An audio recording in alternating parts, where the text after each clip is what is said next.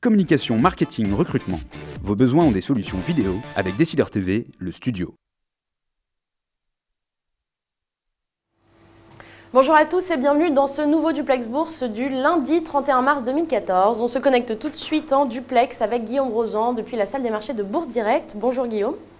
Bonjour Laura Jane.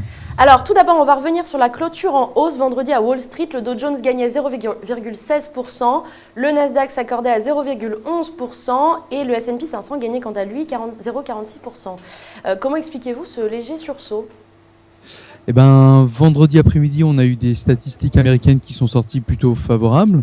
La confiance des consommateurs et puis ainsi que 2-3 chiffres qui étaient plutôt bons. Et ça a permis aux indices américains de conforter leur avancée positive dans le courant de la journée. Alors, un mot maintenant sur l'Asie. Quelle était la tendance ce matin sur les marchés asiatiques ?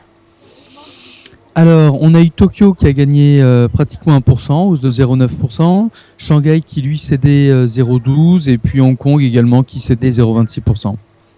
On passe maintenant au marché parisien qui se stabilise ce matin. Quels sont les indicateurs ou événements que les investisseurs doivent surveiller, Guillaume ? Alors, avant l'ouverture des marchés à 8h45, on a eu la croissance du PIB qui est sortie, donc celle du 4e trimestre pour la France, et confirmée, donc la version finale, en hausse de 0,3%. Hein. Donc ça, c'est une stabilité confirmée après celle du 3e trimestre qui était déjà meilleure qu'attendue. On part maintenant outre-Atlantique où l'on attend aujourd'hui l'indice PMI de Chicago du mois de mars à 15h45 heure française. Quelles sont les prévisions ?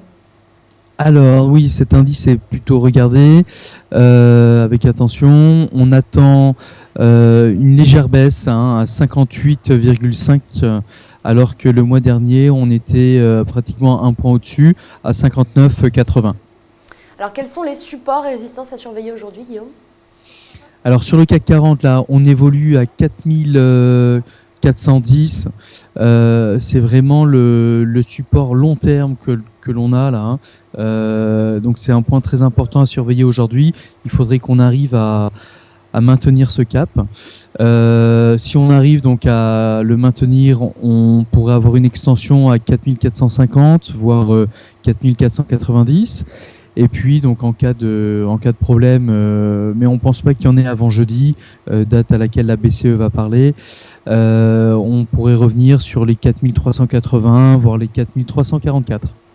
Alors, du côté des valeurs, c'est Alstom qui est à l'honneur dans les salles de marché ce matin. Comment évolue le titre actuellement ? Oui, alors Alstom, jeudi dernier, avait annoncé qu'elle était en coopération avec la SEC aux États-Unis sur des suspicions, alors c'est que des suspicions, hein, il n'y a rien d'avéré pour le moment, sur des suspicions de pots de vin, donc là tout de suite ça avait affolé le marché, le titre avait perdu 5% en séance, en tapant légèrement en dessous des 19 €, et là on s'aperçoit que vendredi déjà on rachetait du papier, vendredi, aujourd'hui également, aujourd'hui Alstom est en hausse plus 1%, c'est pratiquement le numéro 1 du CAC 40 aujourd'hui. Voilà, donc si on fait un focus en arrière depuis 2012, on s'aperçoit que sur une base 100, si on prend les valeurs Siemens, ABB et Alstom, il y a un peu plus d'un an et demi, sur une base 100, donc on s'aperçoit que ABB et Siemens sont aujourd'hui à 120, et que Alstom est autour de 65. Donc il y a vraiment un potentiel de rattrapage. Donc mis à part ce problème de déontologie interne, c'est vrai que la valeur a quand même un sacré potentiel.